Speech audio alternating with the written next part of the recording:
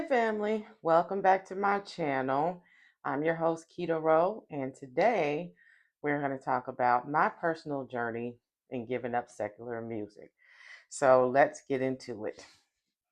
So I decided to give up secular music last year, 2024, when most people are kind of setting their resolutions at the beginning of the year. Um, I was focused on getting closer to God. And so, one of the ways that I chose throughout the year to get closer to God was to give up secular music completely. So, in August of 2024, I quit cold turkey. And the way that I did that was I had been using Spotify for some years. And, I had all my playlists set up on Spotify, had my different categories that I liked.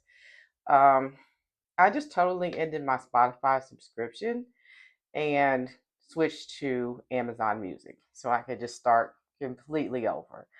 Now, just to give you a little background on me, I am an 80s baby, I'm a 90s kid. So I, would say that I grew up loving all types of music, all genres of music, but also got to see some of the most amazing, iconic secular music and even gospel music that was, ever made. So throughout my life, throughout my 44 years, music has been a big part of my life. Both my parents were into music. My mom was somebody who would listen to gospel. She would listen to Luther Vandross. She would listen to Tupac Shakur. Like she was open to music as long as it was good music.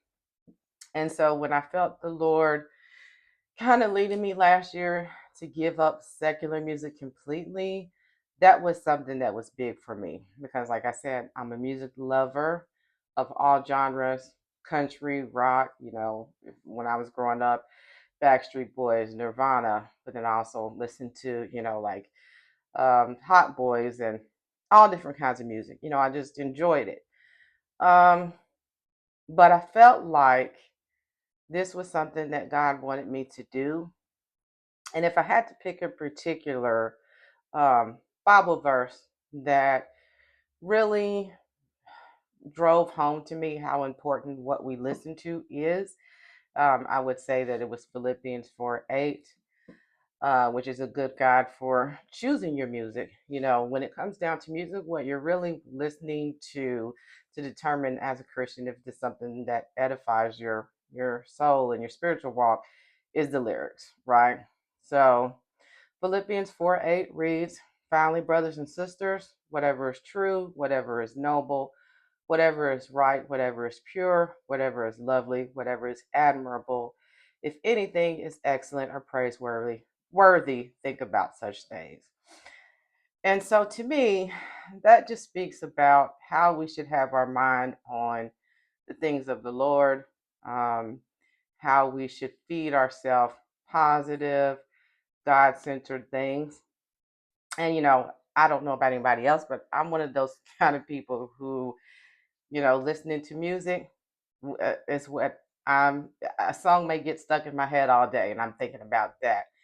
Um, so one of the biggest lessons for me in giving up secular music after all these months is the influence over our emotions that music has.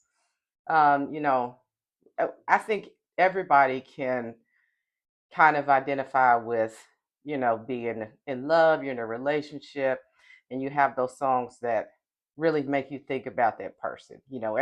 If you've ever heard the term our song, when that comes on, you're like, oh, that's our song. It reminds me of this person.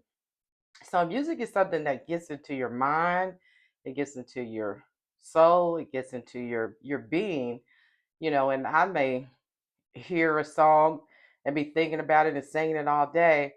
But when I gave up secular music, I realized that on a whole, I was dealing with a lot less anxiety. I was dealing with a lot less depression, and these are things that I've struggled with my whole life, and I really have to spiritually, um, focus and stay close to God to get through those things. because life is hills and valleys. It's up and down, and sometimes things are going to be hard. But I have noticed when I put on a good gospel song or even a good Christian hip hop song, I just feel lighter. I feel filled with the Holy Spirit. I feel, my mood can change and I can go from being stressed out to just being happy. And a good example of that is in the Bible. If you guys remember the story of when King Saul was tormented by evil spirits, he would call David to play music to soothe him. And so, right there, you see an example of how praise, worship through music can really help you in spiritual warfare. There's examples in the Bible of the Israelites using music to warn of danger or to surprise their enemies. I'm telling you, giving up secular music and focusing only on gospel, Christian hip hop has really helped me in those times of spiritual warfare and just day to day life. One of my favorite songs right now is Your Way's Better by Forrest Frank. And gosh, I can listen to that song over and over and over 10 times in a row. And it just makes me feel good. Like it just feels good to listen to positive music. Um, so I've always been, like I said, into all genres. Gospel was always one of my playlists. I grew up singing in the choir. No, I'm not the great of a singer, but I was right there on the front row and with the sopranos and love singing in the choir. Um, but one of the things that I had to do is kind of supplement those other genres that I was into. So I've gotten a lot more into Christian hip hop in these last months. And can I tell you, I've been really surprised by the quality now of Christian hip hop music. Um, I think overall, traditionally, it's gotten kind of a bad rap outside of like a Lecrae, and nobody, really took it seriously. But Christian hip hop is now as good, if not better, than a lot of regular hip hop. Um, some of the themes, because we are humans, are going to be the same: struggles, life struggles, growing up without dads, being poor, struggling mentally. That is a universally human experience. So you're going to find that in secular as well as Christian hip hop. What's different is when you're listening to Christian hip hop versus secular, is the weapons that these artists are singing about using to fight these battles of life struggles, depression, struggling mentally. You know, um, I always tell people, because like a lot of older people will say, I just don't understand what's going on with young people and why they're into this type of music. Drill music is what they call it. And why they're doing pills and why they're, doing different types of substances. I said, if you listen to what they are saying, I'm struggling mentally. I'm going through things. Um, I have problems and I don't know how to deal with them. So I'm turning to these substances or I'm turning to these drinks. Or I'm turning to this partying to get through life. You know, I've, when I was listening to secular music, I've listened to it just to try to get the perspective of what do younger people see in this drill music. Yes, it's debauchery, but what are they really trying to say? What they're trying to say is that life is hard. We all have struggles, but they don't know the healthy way to deal with that.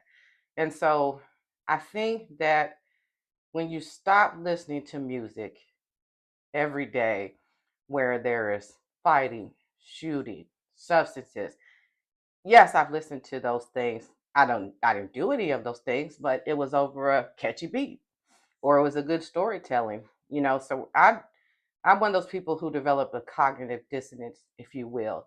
Listening to debauchery stuff I would never really do, but it was entertaining. And so as I started to get more into the Christian hip hop scene, I realized I have way more in common with these artists and how they are taking these struggles and dealing with them and how they're praying and fasting and focus on their family than I ever would with those artists that I was listening to before. They just sounded good. And to be honest, a lot of it nowadays doesn't even sound good. It's just the same. There's much more creativity, freedom to be creative in Christian hip hop, and there's also more of a drive to prove that you do have those skills, you have those abilities to choose the correct beat, you have great production. So overall, it's more creative. And female wise,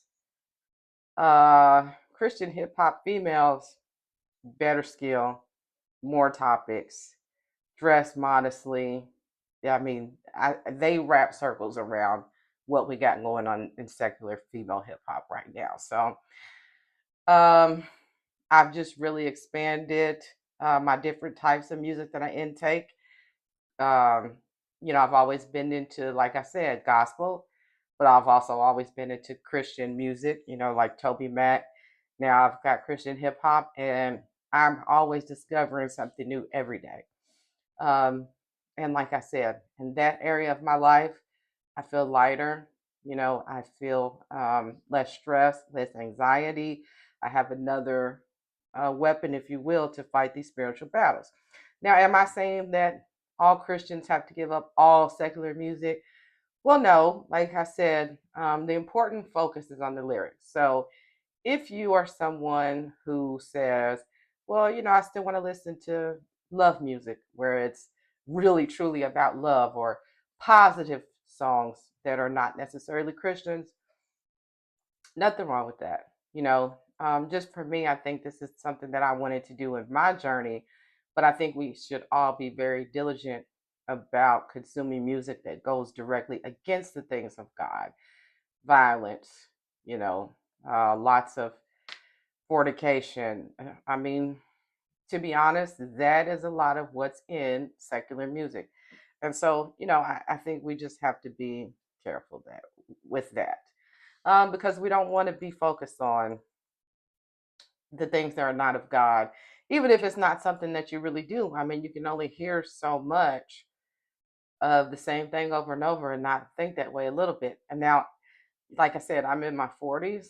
I can remember in the 90s, a lot of like gangster rap taking over. I remember going to like the teen club, and I don't know if this is just my experience, but I can remember many times we would go to the teen club, a particular song comes on, and a fight instantly breaks out because this person was waiting on this song to come on to prove to everybody, I'm gonna get that person. I can fight this.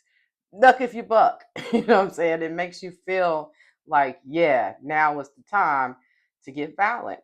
I've seen that with my own eyes. I thought about the transformation of, if you will, of Snoop Dogg, and how he talked about in an interview that he realized he was inviting certain things into his life with the music that he was making because he did not have a case for unaliving someone until after he made a song about having a case about unaliving someone. And so after that, he changed what he rapped about in his lyrics. Um, if you think about all the things that we found out about R. Kelly and look back at his catalog, 99.9% of this man's songs, outside of like I Can Believe I Can Fly, are about what? So, you know, even if we go back to Master P's brother, C Murder, and how he felt like he didn't get a fair shake in his trial because his rap name was C Murder. So I just think, after going through this transformation, giving up something that was so big in my life for God, and seeing the difference that it makes in my emotions and my thought pattern, um, you know, I, I I see how important music is and how important it is that we use music, um, to uplift the things of God, or at least uplift the things that align with God. So I'm very happy that I've done it. I'm very proud of myself. If you are someone who is new to the faith, or even someone like me, I've been a Christian. I got baptized when I was 13 years old. Now, I've had lots of different paths in my journey, being a teenager and kind of, I never missed church. Like I said, I love singing in the choir, but then you're also when you go back home, you're introduced to things that don't line up with God. And so you have to build that walk where you learn that being a Christian is not just going to church on Sunday, singing in the choir, reading the Bible, and then going home and doing what you want to do. So whatever point you're on in your journey, if you feel that God is leading you to something, you've been reading, and there's areas that you want to improve, I encourage you to do it. And I think music is a good place to start. So that has been my experience. I'll continue to share, different things that I come across. Of course, there's things that I picked this year to get closer to God, because I have to. I have to. I mean, there's just things in life that I would not even be able to deal with, from sickness to, you know, stress, that I could not do without God. So I hope this video encourages someone. Like I said, whether you're considering being Christian, you're a new Christian, or you're a seasoned Christian, hope that my story encourages you, um, and that we can all just, build a community here and share the things of the faith and encourage each other and uplift each other. So until next time, when we have a new topic, and don't forget to hit that like and subscribe button on the way out. Be blessed.